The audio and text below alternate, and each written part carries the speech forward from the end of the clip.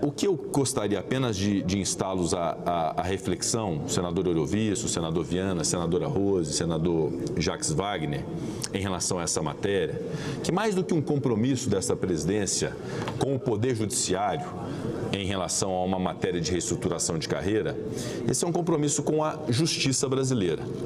Porque ontem eu abordei as nuances desse projeto, o fato de estar o impacto dentro do orçamento do Judiciário, dentro do orçamento do Ministério Público, disso ser, na verdade, uma reestruturação que evita uma distorção de que magistrados em início de carreira possam perceber remunerações superiores a magistrados no final de carreira. Há uma valorização absolutamente adequada para uma carreira que tem uma dedicação que não seria exclusiva, é exclusivíssima por vedações na Constituição que impedem, inclusive, que um magistrado possa ser síndico de um prédio. Portanto, é uma carreira, de fato, muito específica e que merece atenção em razão dessa sua especificidade. Mas a grande indagação que nós temos que fazer para a reflexão e apreciação dessa matéria, nos próximos dias ou em qualquer momento que seja, é que tipo de magistratura e que tipo de justiça nós queremos ter no Brasil. Está claro que nós não admitimos que haja na magistratura distorções salariais, como nós já vimos na imprensa, com salários de 500 mil contra cheques de 150 mil, de 900 mil reais.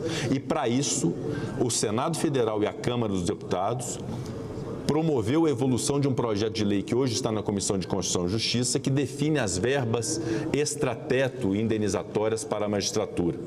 E define, então, o combate aos supersalários, que é o desejo de todo o Congresso Nacional e da sociedade brasileira, para que não haja esse tipo de distorção. Então, nós não queremos uma magistratura cujas remunerações sejam distorcidas, sobretudo em relação à realidade nacional.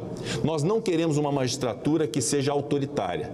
E por isso que este Congresso Nacional aprovou uma lei de abuso de autoridade para que excessos cometidos pela magistratura e por outros agentes públicos pudessem ser coibidos. Quando se discutiu o auxílio moradia de magistrados, isso foi estipado do ordenamento jurídico, não se percebe mais auxílio moradia para magistrados, esse Congresso aplaudiu, porque de fato era justo que não houvesse mais auxílio moradia para magistrados. Quando aprovamos a reforma da Previdência, alongamos o tempo de serviço de todos esses profissionais, inclusive de magistrados, foi justamente no intuito de adequar essa realidade do aumento da expectativa de vida com a rigidez do nosso sistema previdenciário, com o natural sacrifício, todos colaboraram, de carreiras de magistrado. Mas nós não podemos definitivamente permitir que esta carreira, que as especificidades que ela tem, que a importância que ela tem para a democracia e para o Estado de Direito seja aviltada, que ela seja menosprezada, que ela não seja atrativa para aqueles que estejam no banco de escola fazendo a faculdade de Direito, como eu já fiz no passado, não queiram ingressar na carreira de magistrado. Como nós não podemos permitir que bons magistrados vocacionados queiram sair das suas carreiras para irem para a iniciativa privada, ou para irem para a política, ou para irem para qualquer outro lugar, porque aquilo deixou de ser atrativo. Daqui a pouco nós vamos ter um exército de gente não vocacionada e de gente sem espírito público nos postos de juízes, e não me preocupa o Supremo Tribunal Federal apenas, me preocupa o juiz da comarca de Pratápolis, de Manhumirim, de comarcas no interior de Minas Gerais e de todos os estados brasileiros, de juízes que não vão ter a mínima atratividade para enfrentar o crime organizado, para decidir sobre a vida, o patrimônio, a liberdade das pessoas.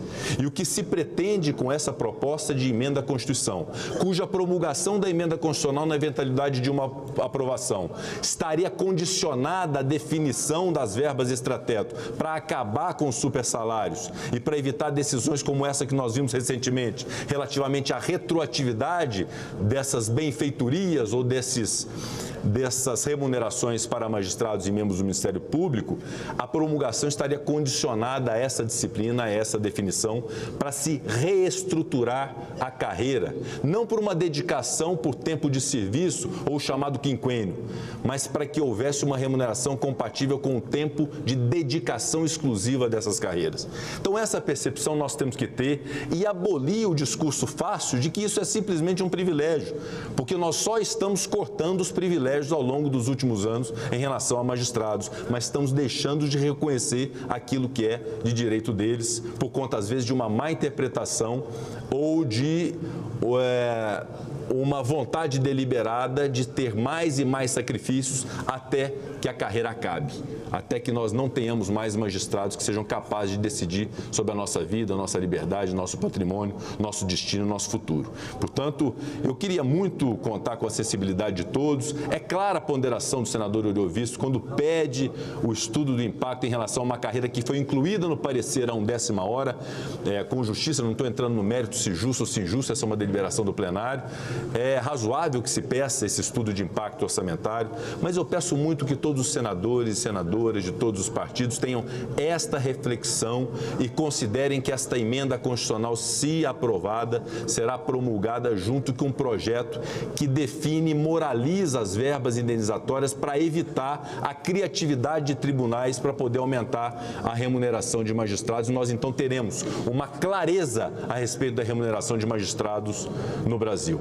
Portanto, esse é um dever do Senado Federal. Eu peço que, ao longo desses dias, os líderes, os senadores, as senadoras se reúnam, possam conversar com o governo de transição, o senador Jacques Wagner, com o presidente eleito, ou o líder de governo atual com o presidente atual, que todos possam ter a percepção da importância, de fato, para o Brasil, para a justiça brasileira dessa matéria, para além de um compromisso com magistrados ou associações, ou com o Supremo Tribunal Federal, ou com o Superior Tribunal de Justiça. Esse é um compromisso com o cidadão, que tudo que ele quer, ao ter uma causa julgada num fórum de interior, é que o juiz seja imparcial, seja independente. E para ser imparcial e independente, ele tem que ter um mínimo de reestruturação na sua carreira, porque ele não pode pensar que daqui 30 anos, quando for desembargador, ele vai ter uma remuneração pior ou abaixo de um juiz que está entrando naquele instante na carreira da magistratura, o que é uma evidente distorção que nós estamos buscando corrigir com essa proposta de emenda à Constituição. Portanto, eu proponho que os requerimentos fiquem prejudicados, esse tema é retirado da pauta de hoje, fica então o senador Eduardo Gomes incumbido da reunião com os líderes partidários para a definição do impacto orçamentário e que para que possamos pautar nos próximos dias, nas próximas semanas até o recesso, esta matéria no Senado Federal. Esse é o desejo dessa presidência. Presidente, agradeço a todos. O prazo é até o recesso, então. O prazo, presidente, é até o recesso. Quem está perguntando, perdão? Plínio. Senador Plínio. A minha intenção, senador Plínio, é uma concertação do Senado, dos líderes, com o governo da transição, com o atual governo, para que nós tenhamos um consenso em relação a essa matéria e possamos apreciá-la até o recesso parlamentar. Essa é a minha intenção e, obviamente, vamos aguardar democraticamente a construção política que eu peço a todos que tenham boa vontade de fazê-la. É apenas esse pedido que faço como presidente do Senado. Senador Omar Aziz. Depois eu, presidente. Parabenizá-lo pela bela explanação. Vossa Excelência, como presidente dessa casa, tem o equilíbrio necessário para não politizar a discussão. Agora,